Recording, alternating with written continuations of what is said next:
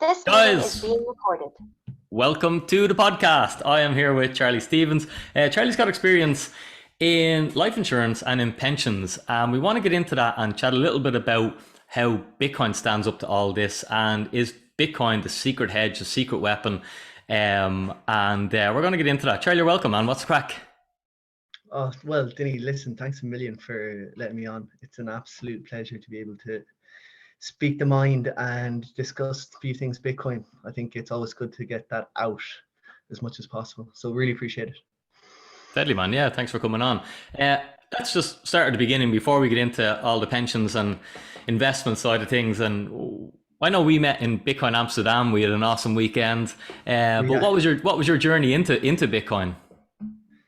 It's an interesting one. I think a lot of people tend to journey in through the same reason. Maybe people have journeyed through different avenues, but it was through cryptocurrency originally. I remember I was in a third year in college. I was studying actuary and finance, which is based on insurance, and it's a lot of mathematics. But I had an interest in investments. I wasn't fully involved, but I was investing in a few stocks. And then one summer, my cousin calls me. Now, my cousin, he's a bit of a messer, right? He is a bit of a messer. And in the Leaving Cert, which is the Irish equivalent, he wouldn't have done that well, but he was really good at like hacking and doing all these kind of niche things. And he called me one day and he said, Charlie, listen, these cryptocurrencies, right? I've just found a few of them and I've just made something like 20K or whatever. Now, at the time, that was ridiculous. I just piqued my interest. So we got involved or whatever. And I started looking it up and I just grabbed my interest straight away. Obviously, for the money side of things, but then when you start digging up, you've got all these projects that are saying they're going to change the world, and that kind of entices you. So that was the initial input, and we started talking between friends, and the group was so active. Like we just had a messaging group, and it was really active, and that really inspired me because there was a lot of back and forth. And I find that exchange of ideas between people and trying to build, I think that's what forms something powerful. So we actually ended up making an Instagram group, and then it ended up gaining a huge amount of followers, 100,000 followers. And we started wanting to monetize it. So we made another group, and I kind of stepped back at this time because it started getting serious, and the guys were giving out TA tips and stuff like that, and it was getting a bit messy. But the boys went on, made a bit of money, and then it all ended up collapsing on top of each other. They all ended up being like from best friends to the worst of friends. But anyways, that's the story for another time. So that was my initial intro. And then I suppose Bitcoin in itself, it was actually discussing it with my mother. Now, I think my mum would be a bit more alternative than other people. And I think she's always been skeptical about the status quo and what the news gives out, and maybe what the government's narrative is at the time. So I think this piqued her interest as well. And she did research, and she mentioned that she was even very much involved with Bitcoin. She thought it was paramount to focus on that. So I heeded her advice initially, and then I started looking into it. And since then, yeah, I just felt like Bitcoin was the one that it was more authentic. People weren't screaming over the rooftops about Bitcoin.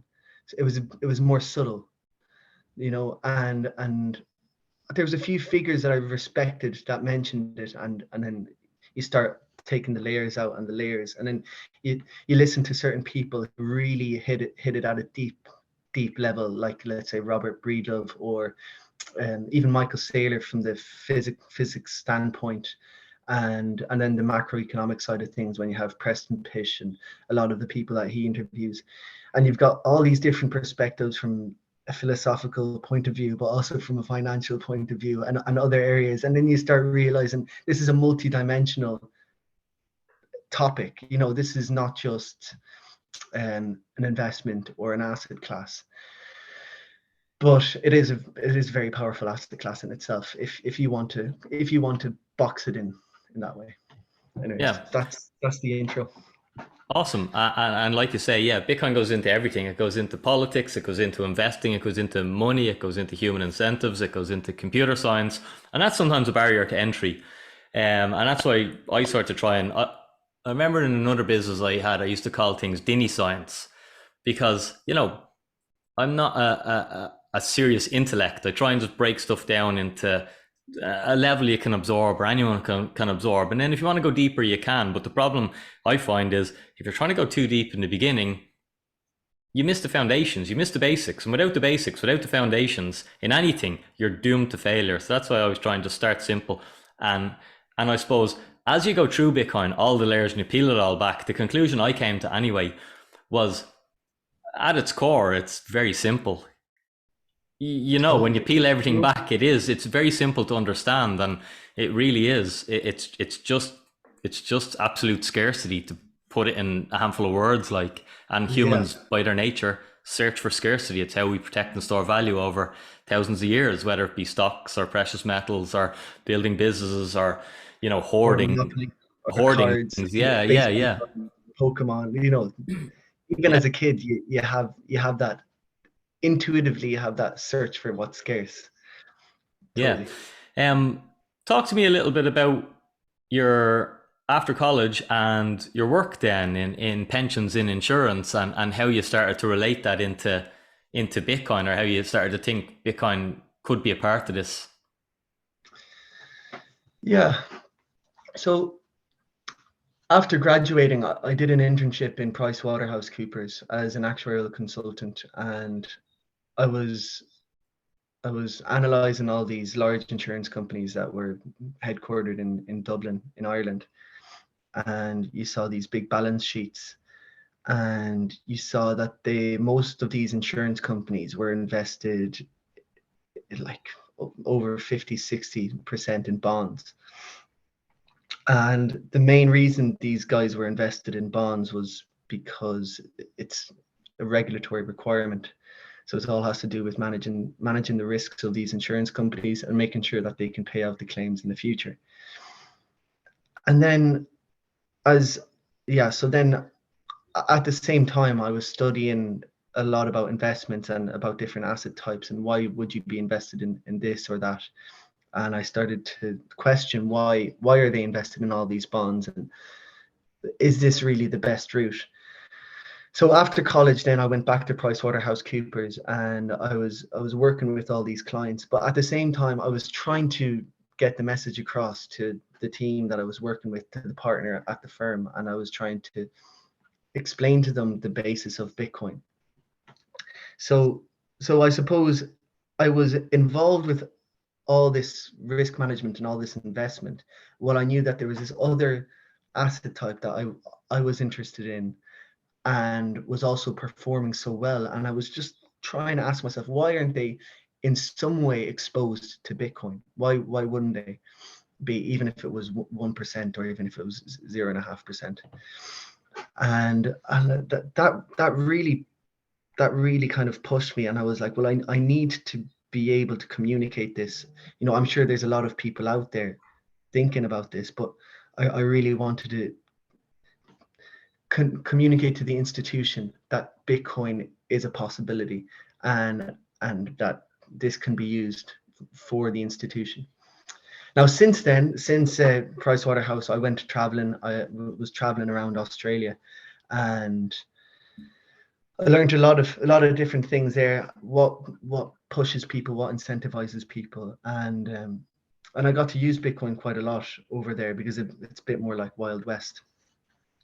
And when I came back, then I started working for Standard Life, which is it's one of the major insurance companies in Ireland, and Phoenix Group, which is the parent company, manage over 200 billion, I think. So they're pretty big, but we deal with individuals. So these individuals would be from the ages of 20 up to death, and they plan on retiring. So the state pension has just gone up to 13.7 thousand euro per year for Ireland. Now, I just went down to the shop and I bought a pint of milk and a box of cereal, and it cost me around £6. So the state, it doesn't, like, if you do the maths, the state pension of 13.7k doesn't seem to really cover it for people.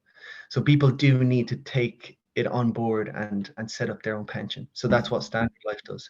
Yeah, it's So just people, over 250 quid a week. You're not gonna 250, you're not gonna get too far in that. Like, it's, and no, every year 250 quid buys you less and less stuff. Like, what's electricity now? It's gone up 400% or something. That's yeah, why 3 years ago I was saying to people, old people will have to sell their homes because they won't be able to afford to heat them. And lo and behold, it sickens me that we're living through it now. Sorry to cut across you, but yeah, no, I get no, annoyed no, over that no. shit. And for good reason, especially because you look around to people and you see people suffering. And one thing is people not being able to reach to the end of the month or having to cut back. Fine, grand. It's good being disciplined. But people not understanding the basis of it. That's this, I think that's the real suffering. It's people kind of looking around in despair and being like, I'm doing everything right. I'm saving my money. I'm hardly not, I'm getting it cheap. I'm trying to get as cheap a rent as possible, which is nearly impossible. And they're still struggling. And I think that's why Bitcoin is such a beacon of hope, because it's the inverse of what's being told to you. It's kind of, it's that one thing that you can do with your money that isn't in the scope of the government, because all these pensions that we set up for individuals, it's all regulated by the government. And at the end of the day, if the government doesn't agree with the investments, you're not going to end up investing in it. That's pretty much how it goes. So people, to be able to keep up with inflation now, they're required to risk their money. You know, if you look at bonds in general, especially over the last decade, they've been negative yields, which means that people were losing money if they were putting money into bonds. And now with inflation at close to 10% in EU or even bigger, you know, you're not getting higher than 3% yield. So you're losing 10% every single year when you're investing in a bond per se. Let's say your average bond. So people need to be taking risks with the money that they've earned with their hard work in order to be able to eat the same amount of food next year than they're eating today. And I think that's criminal. I really think on the surface, it's like, okay, that's the way things are. But when you really start to dig down and you see who's benefiting from this and who's losing out, it's the people who are vulnerable who are the ones that are suffering. And the people who are benefiting are the ones who own all the assets, and the ones who are closest to the printing press, which are those who own the biggest amounts of bonds and who take out the most debt, which are the nations themselves. So it's annoying. But Yeah, definitely. so my thesis on a pension has always been they're overrated. And I'll just give you why I say that. And then you, with a bit of experience, can sort of challenge me on it or agree with me or break it down. But my thought on a pension always was they're overrated. It's teaching you that you're not clever enough to manage your own money. You should give it away to this man. The next thing that's terrible about it is you don't get access to your money until you're old. Over the last month, I've been at a couple of funerals of people who had only retired within 6 months and are now in the box. Okay. And that's why not being able to access that money until you're close to a time where a lot of people actually, that's when life expires for them. This is a really bad idea. Like, if I'm going to work for my money, I want access to it sooner, like not when I'm closer to the end of my life than at the prime of my life, I suppose. And not only does it just teach you that you're not smart enough, it's like, who's going to look after my money the best? I am. Who's incentivized for my money to do the best, to keep it the safest? I am. Okay. It's like, you know, you can find any analogy. You give someone a lend of something and they go and damage it, but they would treat their own. If it was theirs, they wouldn't.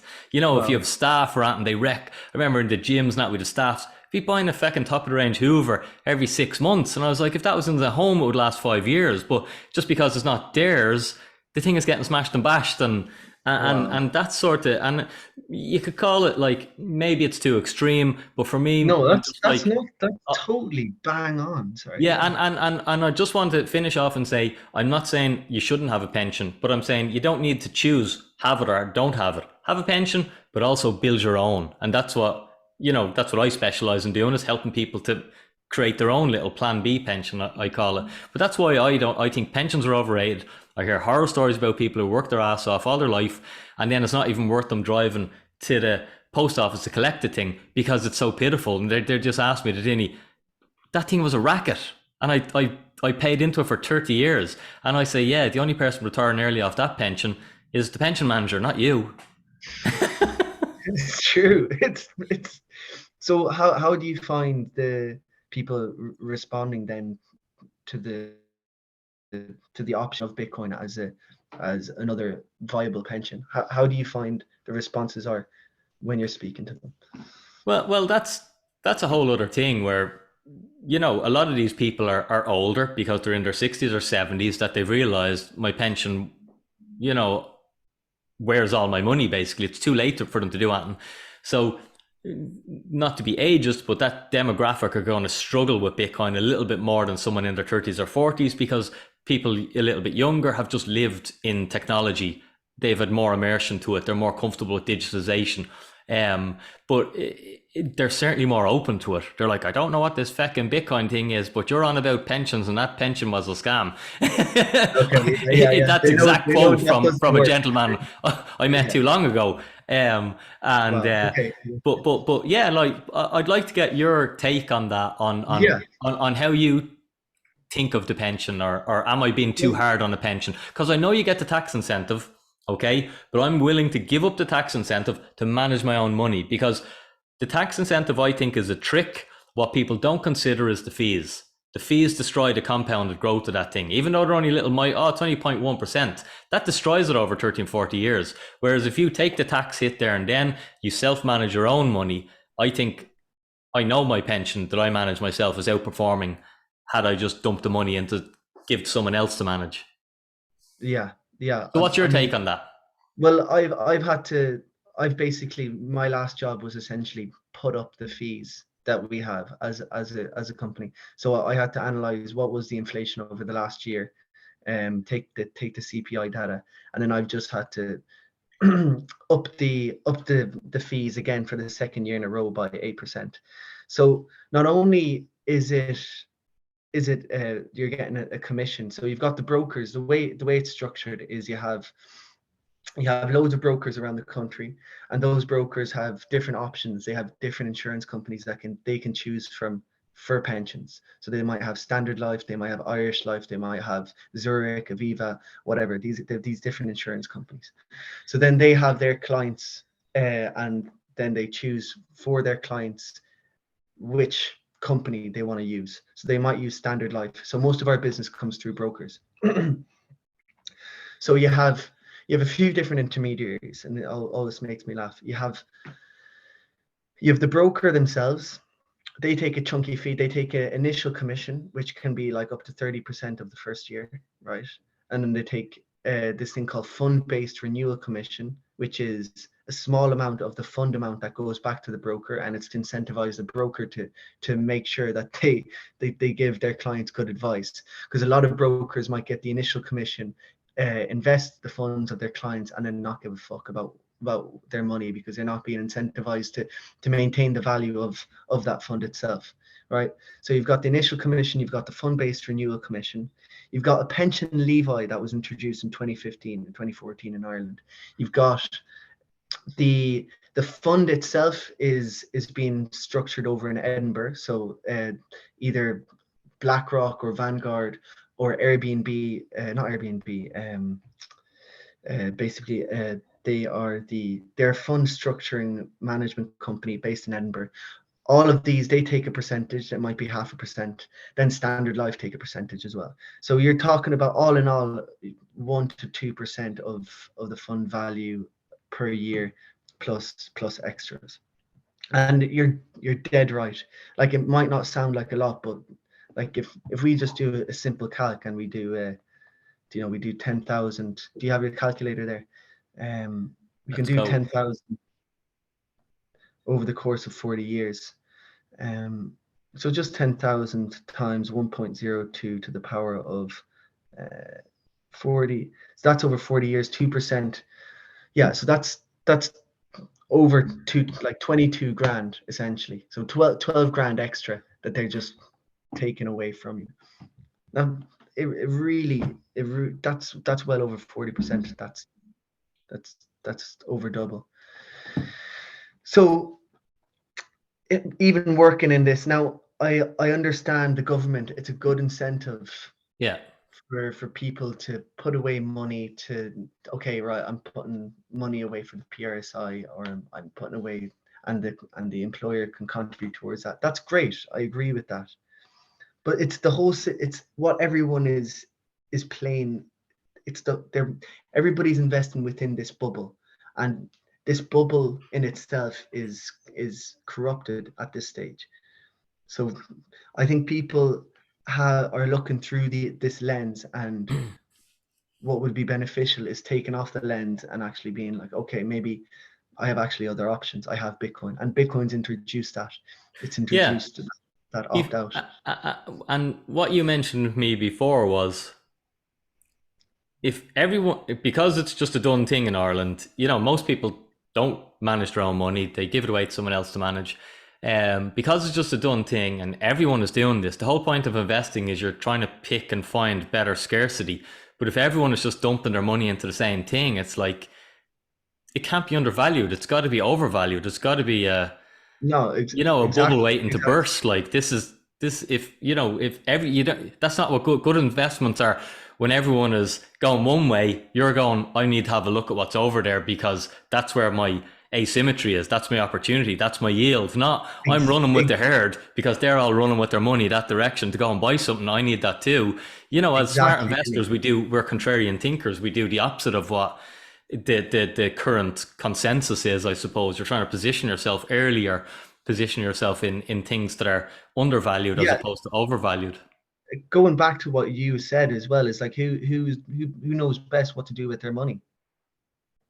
It's you, and you get to that idea of value, and if we're all investing in the same thing, you're saying that we all value the same things the same. That's essentially what you're saying, because I'm putting my energy, my the work that I've put in. Work is pretty much energy. I'm putting that into something that means I value it, because I've when you put energy towards something, you value it. When you put energy into your family, into your friends, and making sure that they're okay, you value them as people. And the same we can say about money.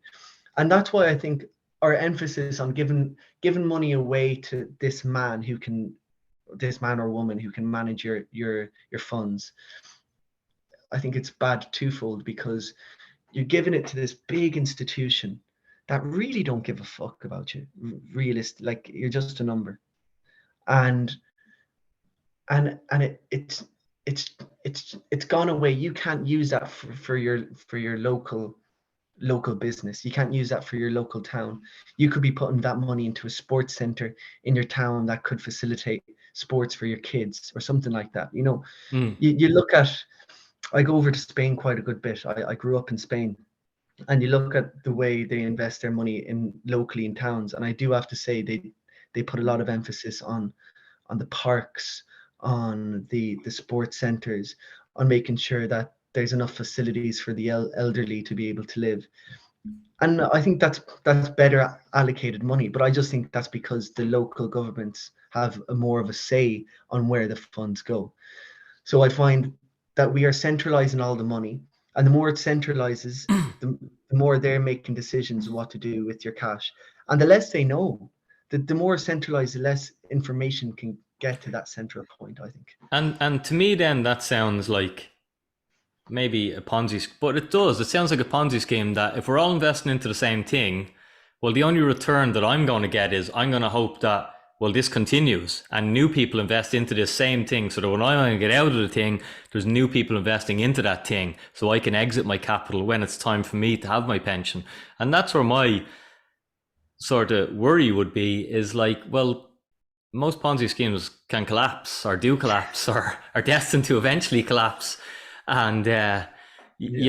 what if you pay into this sure thing for 30 years, and then when you go to draw your money and you're too old to go kick up a fuss, your life's, you're past your best, where you can get out there and start getting politicians in headlocks and stuff. There's no money for you, like, and maybe that can't happen. Maybe people who understand it are just going to go, Dinny, you don't know what you're talking about. That can't happen. But for me, I'm just like, I like to manage some of my own funds so that I'm not relying on someone else giving my money back But they in might not let it happen. 10 or 20 or 30 years time, like, because the world changes Yeah, so fast.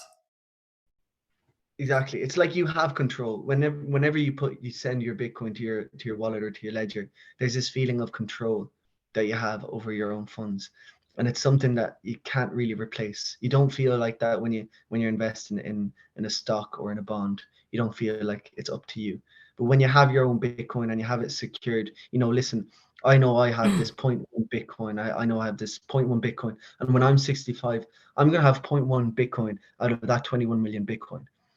And all you're betting is that we're going to be better able to make goods and services when you're 65 than when you are now. That's all, because it's that 21 million divided by everything, essentially.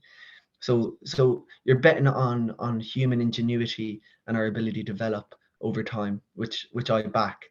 So classically, the way the fund managers would have done that is invest in the global equity fund, like the MSCI, which is the Morgan Stanley Composite Index, and that invests in broadly across the world. But at the end of the day, you have risk there. You have counterparty risk. You have risk with the company themselves, Morgan Stanley. You have geopolitical risks.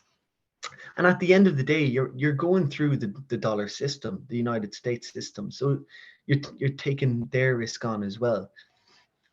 With Bitcoin, it's like the inverse. It's if that collapses, Bitcoin is there as a safe haven. Classically, it was gold, but now that you have something that can be transported at the speed of light and it has limited amounts of it, I feel like it's going to take its place. So do you think that, like, a Bitcoin accumulation strategy is going to be built in, or should be built into pension allocations, either at a personal or institution level? We can do it personally, as you and I both do, and many others. But what about these institutional pensions? Will they I get there, really, I or why really won't they hope get so. there? I really, really hope so. I really hope so. I have faith in humanity. And even though it's Bitcoin's anti-government, anti-state, at the end of the day, the people running the state are human beings as well. And I genuinely think that people have, deep down, everyone's good. Deep down, we get distracted and we might have false information and whatnot. But I think once people are educated enough, once people see this, because once you see it, you can't really unsee it. Once you see the benefits of Bitcoin, you'd think that there will be procedures made where you can tell your employer, right, can you match my benefit? Can you put that towards Bitcoin? And it buys it from an exchange and it goes directly into your ledger, into your cold wallet, and you can store that away. But as you said yourself, people hope that this Ponzi scheme keeps going. People are too invested in it. So the government are incentivized to push towards investing in companies like Irish Life Zurich or Standard Life, because they're making taxes off them, quite good taxes, let me tell you at that. And this is the status quo. They're in bed with the government. So it's hard to see in a short term how that would happen. I think that these are going to be inflated quite a lot, and when people start losing trust, they're going to have to start just printing a huge amount of money. So it might not be the collapse. It might be the collapse, but it might not be the collapse of just like bang. It might more be just a debasement of the currency at a fast rate. If you look at maybe Argentina or countries like this, we might get a glimpse of how that would affect society. It's kind of like a bleed over the years, and like a confusing one at that. At least with the big collapse, you can blame someone. But with inflation, it's like, who do I blame? The last president? Do I blame this president? Like, Yeah, it gets Putin, really convoluted. COVID, Yeah, it's all just Ukraine, nonsense to give you Putin. someone to be angry at. Yeah, yeah, It exactly. started when we went onto a fiat money system, and this is just how they all work. Yeah. So this is one it. Like, yeah, one thing that you said that was interested is that Bitcoin is anti-state. I don't really see it like that. Maybe I'm not thinking about it properly, but I see Bitcoin as being something that everyone needs. So an individual needs it, a company needs it, an institution needs it, a country needs it, a government needs it. It can you can you can be anti-Bitcoin, but the only person that hurts is you, because you don't get rid of it, you just get rid of your benefit from it. And I yeah, see it that the world is going to go through this as a game theory over the next 10, 20, whatever amount of years, that, like, and anti-state. China have a fairly strong state, and even they can't ban Bitcoin. So Europe having a hope. America, forget yeah, it. Those people are armed. Like, do you know what I mean? If China can't get rid of Bitcoin, well, nobody can. And the world, and yeah, I think those other governments are probably, if they have half a head, they're going, well, if China can't get rid of this thing, we're not going to have a hope. We might as well get behind it, because if we're anti-Bitcoin, we just push it underground, and mhm, drugs are underground, and they've got to physically come into a country, and it can still be done. Okay, but Bitcoin doesn't have a physicality, so yeah, it's going to be simple to have a black market with it, where you just, instead of collecting all the tax, you're just pushing it so someone else is going to collect that money. So yeah, and I've spoke about that before, but that's my game theory on this. That we're going to see it play out. We're seeing El Salvador pick up the ball and go, we want this Bitcoin ball. yeah, We see other countries drop the ball and go, no, we don't want it. But it doesn't stop the Bitcoin mining in their country. It doesn't stop the Bitcoin adoption in their country. In some cases, it just speeds it up. Like, it yeah, basically advertises it. Governments say, yeah. no, okay, what is this thing then? You look at someone like Nigeria and all their attempts at trying to ban it and to disincentivize their people to use it, and then you look at the stats, and it's the leading country in the world in terms of P2P Bitcoin uses. So sometimes I feel like the more resistance, nearly the more it comes back at you. The more attention people put towards it. So yeah, totally agree with you. There's nothing stopping Bitcoin, but it's about how can we structure the world around this base layer. That's what I think the next step is for us, is to be able to, okay, first of all, how do you structure your individual life, but then your local community, and then your town, and then your city, and then your country. And I think that's the definition of ground up and how Bitcoin works. It's like this big mesh of, I Have love the you way Sailor, yeah, have you listened to much of David McWilliams chatting about Bitcoin? big time, Um, big time. I'd love I, to have a little talk about this. I'd love to I, get him I, on a I, chat. Like, we need to just sit him down and be like, David, because he's smart. Like, no, but I don't think he can get it. You see, because he's from a different era, and his rationale is different than my rationale, and my rationale is different than my father's rationale, and my father's rationale is different than his father's.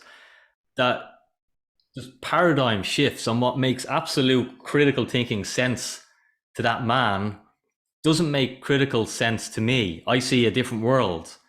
And that's mm, why I think, like, he's been exposed to Bitcoin, I think, since it was under a tenner, a Bitcoin. Like, Max Kaiser was, so it's not that he hasn't had the information, it's just that his world, it doesn't make sense. And the other thing I think but is he's that even told to, he he's writing wants, a book for money. yeah, he wants to be right. Okay. And sometimes one thing I'm really good at is looking like a feckin' idiot. I'm happy to be wrong. I love being the worst athlete in the pack because I'm training the hardest. I love being the thickest person in the room because I'm getting the most value. I love trying new hobbies and sports where I look silly and I fall over all the time. But I don't care. I don't mind being wrong. And I think that's really important. Okay. But what I get is, and this is just my interpretation, so it mightn't be truth, But my interpretation is perhaps it's that he's been down the rabbit hole that this thing is a Ponzi scheme. There's nothing here, and he's denied it for that many, almost a decade. When you're that deep in the hole, you might as well keep digging to the grave. You're in too Yeah, far to yeah, pivot. You, you, yeah, you, you know, uh, yeah. It's like he's holding on to this his ego or something, that this is his identity now. He's against crypto, yeah, and he and it's can't just his against it. framework of the world that he cannot see that you know this is a different world than 10 years ago, and certainly than 20 years ago. Like, the world has changed so much. Okay, and education now is abundant, but it's only really in the last 5 years that YouTube, okay, and all these social platforms has took off with podcasting. Traditionally, it Mm, was, there was just content, but podcasting has really taken off. And now we have with TikTok short form. So education is now getting out there. Your average kid, like, I've got buddies in their 20s, and they're sending me little Snapchats or stuff of, someone talking about money and how they're getting screwed. Like, when I was 20, I never understood money. It took me, right. until I was 30 till I sort of started to understand how to make money. And it took me to closer to my 40s before I actually stood how money worked. But now you've got kids getting there 20 years earlier and going, nah, nah, nah, nah, I don't like this system that's just moving my money. I can't afford a house. And I now know why. My parents didn't know why. They just told me money just, price things just goes up. We don't know why. It's just inflation. It always happens. But now there's teenagers educating other teenagers about why this happens, how this happens. And guess what? We've got this fixed money supply.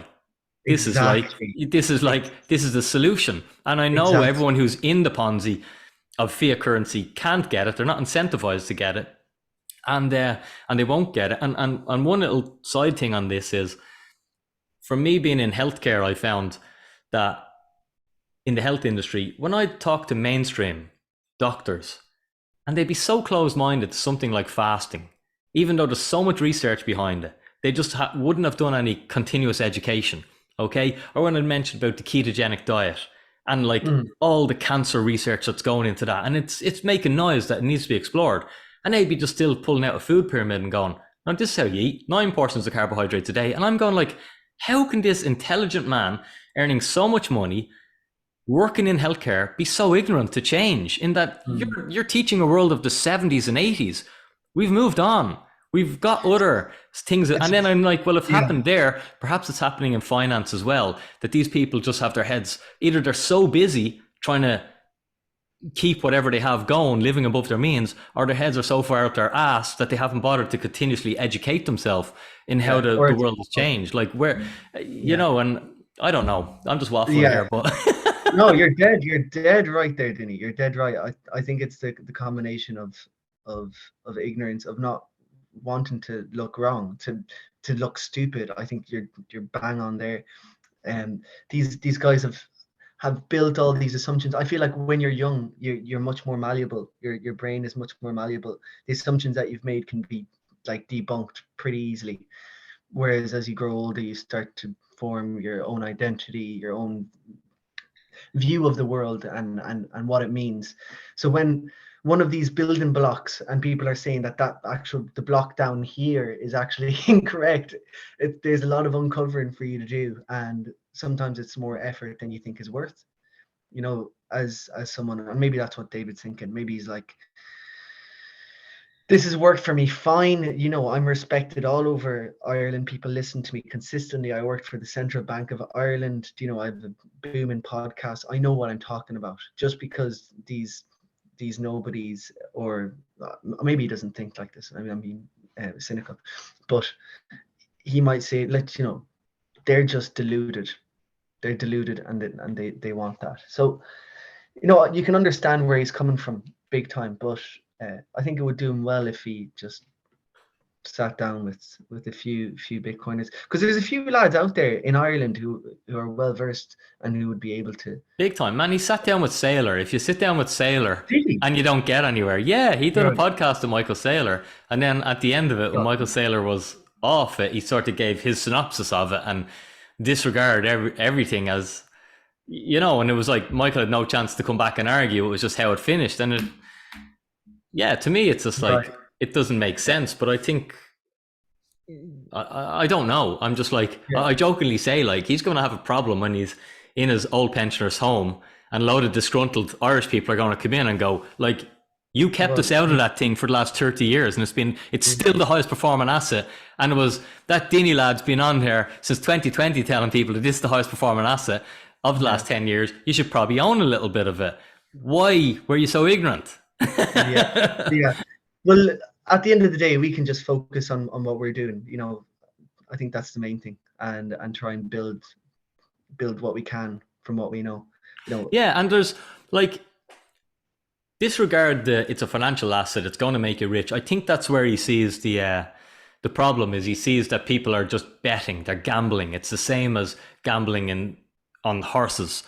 He's not differentiating between Bitcoin and crypto, which needs to be differentiated because Bitcoin was, fairly released to the world and nobody got a pre-mine.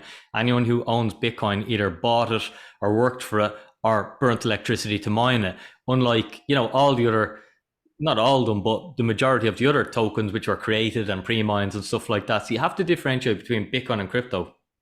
Um, but so I think maybe he's just thinks people, and because in crypto, I'm exposed to that every week. People email me, call me, message me that they've been involved in some scam and they've given away their money on some get rich quick Ponzi because they've seen an ad with, some celebrity on it, but the celebrity didn't even know that it was just a scam basically, and they went and invested into something. So he probably is seeing people getting hurt by this asset, but yeah, aside from the financial aspect of it, what about the human aspect?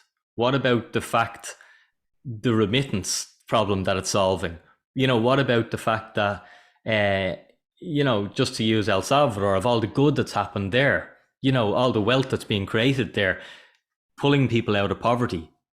yeah, Like you can say Bitcoin's bullshit, but like, try explain that to someone who has no access to the privileges that me and you enjoy just by the lottery birth of being born into the Western world, where we take all yeah, this stuff for granted. If you're somewhere and you've no ability to protect or store wealth or even have access to a money that's not being debased or turned off by an authoritarian government or something like that, like Bitcoin to you is like, it's a no, life force for your family, for your village, for your way of life. It's a solution. So life force. I like the way you said that.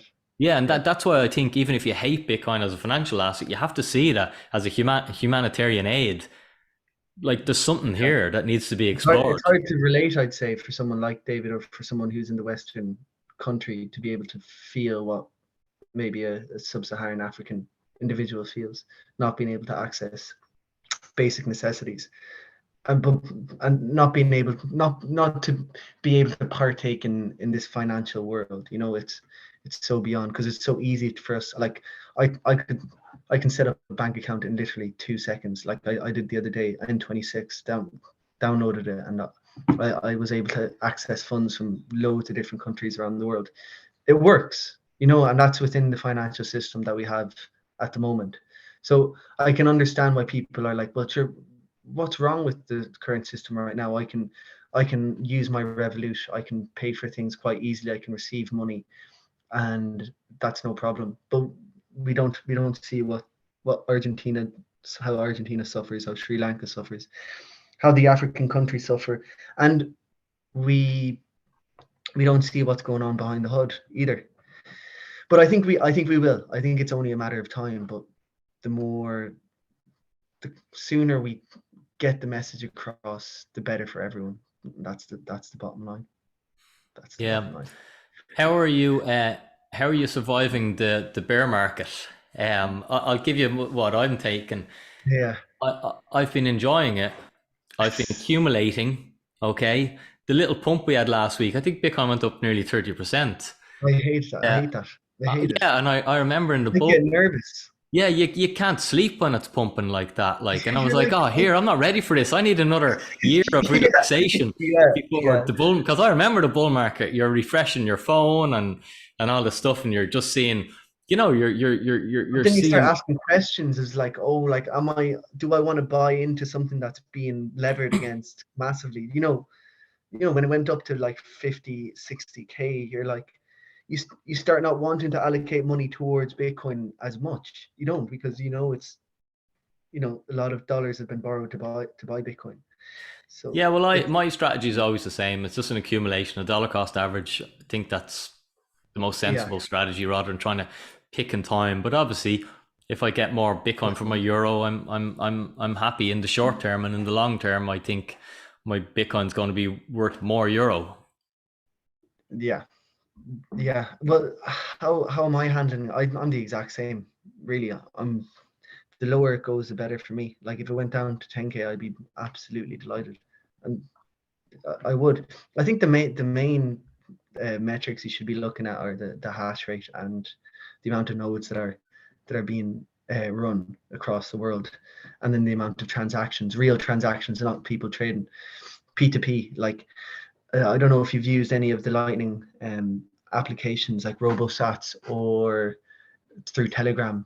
They're absolutely brilliant. You can get non KYC Bitcoin for like 3% pretty easily when you can sell it off, and it's really intuitive, super easy, functional, and it works. And I've got people asking me for Bitcoin over in different countries in South America who are paying their employees, and I'm happy to sell them Bitcoin for a low enough commission, but it's being used, Yeah. and it's being used for very practical use cases. So like let it be.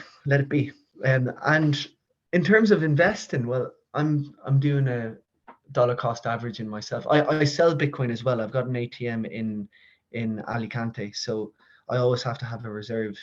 So it's kind of easier for me because I need it for business in general. So I buy as much as I can, and if I'm using euros, well, for rent or for food or whatever, then I have it in euros. But I don't keep too much in our fiat, unfortunately, for the bankers.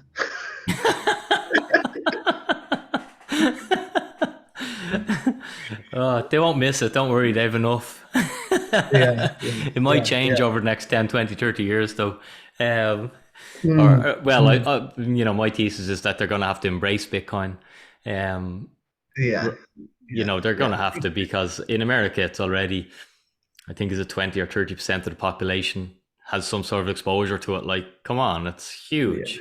I know in yeah. Ireland we're a little bit behind. How do you think we are in Ireland? I always think we're behind America by whatever, maybe 5 full years, maybe a year more. Mm, But certainly we're nowhere near 20 to 30% of the population owning crypto assets. Because when I go to a party, there might be one person there who wants to talk about Bitcoin, but the other rest of the party hasn't got a clue, thinks it's just magic internet money, and you know no interest in it. What do you think about Ireland and our adoption, or our openness to understand this technology? that's interesting question. Generally, I think Ireland is quite an educated population. I don't mean to generalize too much, but everyone is pushed to kind of go to college when after they finish their leaving, blah blah blah. Not that that is a, a gauge for education at all. My father left school when he was 14, and he's one of the most intuitively smart men I can think of. But anyways, I do think that they're quite educated, but I still think that nearly works against the Irish because they're university educated and they don't understand something. It might push them away from it. I don't know what you mean. I don't know if you get me. But I was in Ballsbridge the other day. I was having a coffee, and there's these two men. They're in their 50s or 60s, white hair, anyways. And one of the guys was talking about his stocks, and he was saying I'm invested in them, and the other guy was like, and do you think that they're going to be good? And your man was like, yeah, they're solid businesses. And then I started talking to them. I said, I don't mean to interrupt, lads, but do you think valuations are going to maintain themselves the way they are at the moment, considering the interest rate environment? And and the guys started chatting, and we ended up chatting about what would be smart to allocate towards. I didn't mention anything about Bitcoin. And then your man said, oh, that thing in my phone is going up. And I was like, what? And he's like, oh, crypto or whatever, oh, Bitcoin. And he's like, yeah. So your man had invested into Bitcoin through Revolut just as a bit of a game. And he was Mm. just waiting until it went up to 20k so he could sell again. So it was a game for them. but you could see they were interested in. The guy to my left, who was more involved in stocks, he was more curious about it. And he did mention how a lot of high-end investors bash Bitcoin. A lot of Charlie Munger type investors would go against it. But he was curious, and he said he'd really appreciate if there was a crash course of Bitcoin, something like what you do, Dinny. Yeah, I'm teaching a workshop after this podcast. Bitcoin Basics free workshop. Right, Yeah, he might be on it. Exactly. But more of that. I think what you're doing is absolutely fantastic, and I think it's what the country needs.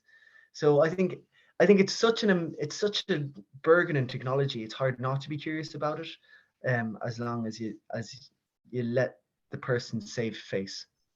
I think that's the main thing. You need to let people kind of find it themselves. You're not going to make someone do something they don't want to do. That's the bottom line. So yeah, I think we need to talk in between the Bitcoiners ourselves more and organize ourselves as a group within Ireland. I think that's very important. I think regular discussions on a weekly basis, spaces that are happening on Twitter, I think they're quite powerful. But I think even something like a Bitcoin conference within Ireland, with an Irish twist, would really go down well. Nationally and maybe internationally, everybody kind of likes the Irish in general. Yeah, no, that's something that I've been working on for the last little while. With a partner of mine, we organised one last year. It was Ireland's biggest one, and we're hoping to try and get something else going. So, right, okay. As soon as we have more info, I'll bring it to you, and perhaps you can play a part in it. Happy to attend, anyways. Definitely, big time. But yeah, I think we're getting there bit by bit, and the more connections we make, the better. Bottom line. Deadly. Is there anything else you'd like to cover before we finish up, Charlie? I just want to say to you, Dinny, well, to people listening, just that if you've just been introduced to Bitcoin and you find it interesting, keep going, stay curious. It might seem difficult to understand, but the more you dig in deeper, the more it gives back to you. And the more you know you don't know as well. I think that's a big thing. And it opens up a huge realm of knowledge. And you get to know yourself as well through Bitcoin. You really get to know yourself. And I think that's the ultimate aim. But no, Dinny, thanks a million for this chat. It was really good. I learned a lot myself now, I have to say. It's been fun. Do you want to sound off your Twitter handle there in case anyone wants to jump on and connect with you and pick your brains over it? Yeah. So the natural investor, you'd be able to find me on Instagram as well. I just send out videos trying to describe economic principles. I try to lay down investment principles to make investments come naturally to the audience. So the natural investor, and on Twitter it's at the natural invest one. Maybe you can put it down on the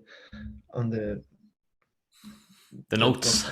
The notes, yeah. Can indeed. I'm going to have to search for you on Instagram. I don't think we're connected on Instagram. And you'll probably be hounded by fake Dinnies trying to follow you every day, because I have an unlimited army of imposters that no matter how many I block, new pop, more come. Charlie, we'll have to do this again in the future, man. Thanks for coming on. It's a great conversation. Same as. Good luck in your workshop later on, and chat soon. Thanks, man. Best of luck. See you.